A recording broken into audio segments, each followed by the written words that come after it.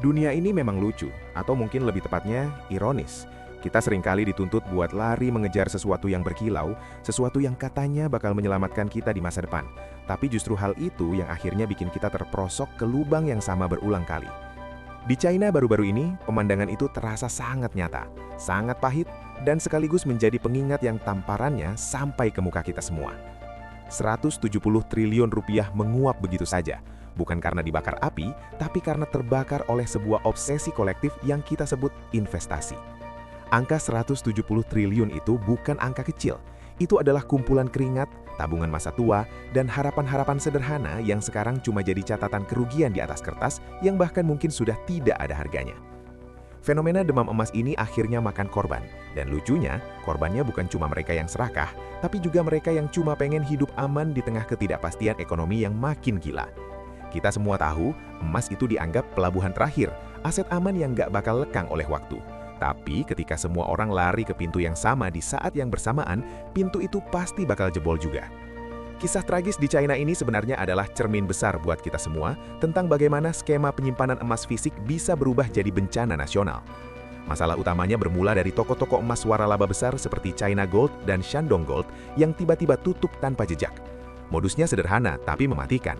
Mereka menawarkan layanan penitipan emas di mana konsumen bisa membeli emas tapi nggak dibawa pulang, melainkan dititipkan di toko dengan imbalan bunga atau tambahan berat emas setiap tahunnya. Bagi warga China yang lagi bingung mau investasi kemana karena pasar properti mereka lagi hancur-hancuran, tawaran ini terdengar seperti surga. Tapi nyatanya, itu adalah jebakan maut. Saat harga emas dunia melonjak tinggi, toko-toko ini bukannya untung malah bangkrut karena mereka nggak benar-benar punya stok emas fisiknya atau uangnya sudah diputar ke instrumen lain yang gagal. Ribuan orang yang datang ke toko mau mengambil emas mereka hanya menemukan pintu yang terkunci rapat dan pengelola yang sudah menghilang entah kemana. Kasus ini makin meledak ketika platform emas digital juga ikut goyang dan bikin guncang para investornya, di mana ribuan orang teriak karena mereka nggak bisa tarik dana, apalagi mau lihat wujud emas fisiknya. Kalau lo pikir ini cuma masalah orang di Cina sana, lo salah besar. Karena pola yang sama sebenarnya sudah mulai sering kita lihat berseliweran di Indonesia. Di sini, tawaran emas digital sudah jadi makanan sehari-hari di aplikasi ponsel kita. Bahkan ada juga toko-toko emas lokal yang menawarkan skema tabungan serupa.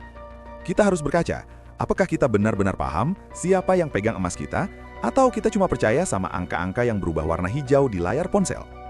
Di Indonesia, sejarah mencatat kita sudah berkali-kali kena hantam investasi bodong, mulai dari arisan emas sampai skema Ponzi yang pakai kedok perdagangan komoditas.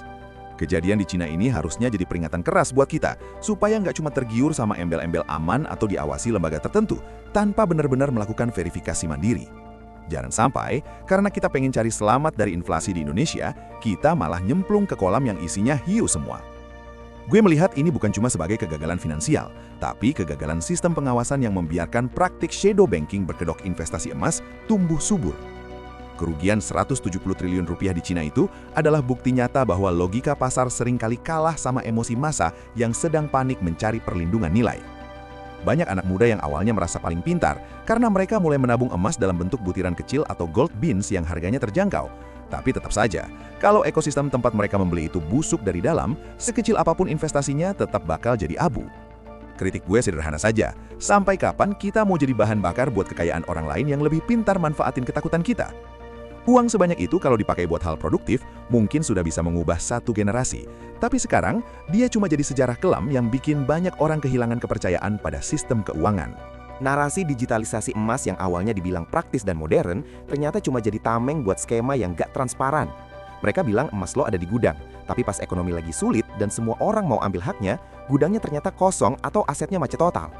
Ini bukan cuma soal kehilangan uang, tapi soal hilangnya rasa aman di instrumen yang selama ribuan tahun dianggap paling aman oleh manusia. Kalau emas aja sudah bisa dimainin begini, lewat skema digital dan penitipan abal-abal, lalu apalagi yang bisa kita percaya? Ironisnya, di tengah kondisi ekonomi global yang lagi nggak menentu, emas memang terlihat seperti pahlawan. Tapi pahlawan itu kalau jumlahnya terlalu banyak dalam satu ruangan tanpa aturan yang jelas, ujung-ujungnya bakal sikut-sikutan juga. Kita di Indonesia harus lebih jeli. Kalau ada toko emas atau aplikasi yang menjanjikan bonus emas cuma-cuma hanya dengan menitipkan aset lo di sana, lo wajib curiga. Logikanya, kalau itu emas fisik, dari mana mereka dapat untung buat kasih lo bonus kalau emasnya cuma diam di brankas? Banyak investor di China yang sekarang harus berjuang di jalur hukum yang panjang dan melelahkan, sementara aset mereka entah ada di mana. Ini adalah pengingat yang tajam buat gue, buat lo, dan buat kita semua di Indonesia, bahwa investasi apapun tetap butuh kewaspadaan tingkat tinggi. Jangan sampai niat kita buat menyelamatkan masa depan malah jadi cara tercepat buat menghancurkannya karena kita terlalu malas buat cek legalitas dan cuma ikut-ikutan tren. Kita harus mulai belajar buat lebih kritis. Jangan gampang percaya sama jaminan bunga tetap dari aset yang harganya fluktuatif, karena itu secara logika sudah cacat sejak awal. Kalau tawaran investasinya terdengar terlalu indah untuk jadi kenyataan, biasanya itu memang cuma mimpi buruk yang dikemas pakai kertas kado cantik. Pelajaran buat kita di tanah air adalah, pastikan lo pegang kendali atas aset lo sendiri. Kalau beli emas fisik, ya pastikan fisiknya ada di tangan lo atau di lembaga yang benar-benar punya integritas tinggi dan regulasi yang super ketat. Kalau kita tarik nafas sebentar dan mundur selangkah, tragedi 170 triliun rupiah ini sebenarnya bukan cuma soal emas yang hilang. Ini soal kepercayaan yang runtuh pelan-pelan. Tanpa suara ledakan, tanpa sirine, tapi dampaknya lebih panjang dari krisis apapun. Karena begitu kepercayaan hilang, orang bukan cuma kehilangan uang, tapi kehilangan pegangan hidup. Yang bikin peristiwa ini makin nyesek adalah fakta bahwa banyak korban bukan spekulan, bukan penjudi pasar, tapi orang biasa. Orang yang cuma pengen aman. Orang yang capek lihat ekonomi goyang, properti ambruk, tabungan tergerus inflasi. Mereka nggak cari kaya mendadak, mereka cuma cari tempat berlindung. Dan emas selama ribuan tahun selalu dijual sebagai simbol perlindungan terakhir itu. Masalahnya, di era sekarang, emas bukan lagi cuma logam. Emas sudah jadi produk kepercayaan.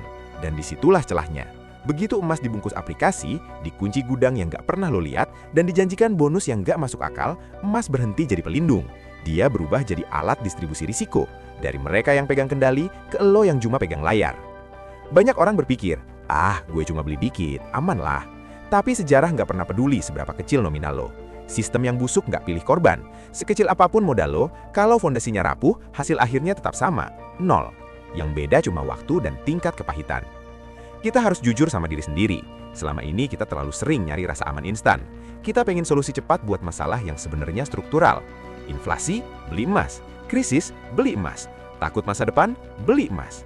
Padahal emas bukan jimat, dia alat.